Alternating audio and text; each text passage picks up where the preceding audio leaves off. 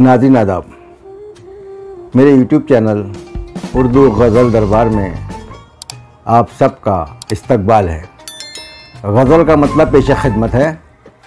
आप ऐसी अदा से मिलते हैं, आप ऐसी अदा से मिलते हैं जैसे बंदे खुदा से मिलते हैं, जैसे बंदे खुदा से मिलते हैं।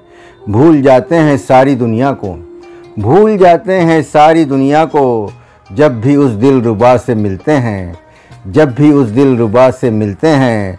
और रोज़ देती है ज़िंदगी धोखे, रोज़ देती है ज़िंदगी धोखे, रोज़ उस बेवफा से मिलते हैं, रोज़ उस बेवफा से मिलते हैं।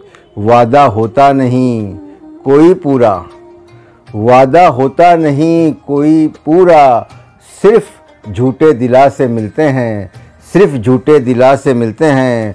और मांग कर देख लो कभी फ़ारूक, मांग के देख लो कभी फ़ारूक, दो जहां भी दुआ से मिलते हैं, दो जहां भी दुआ से मिलते हैं।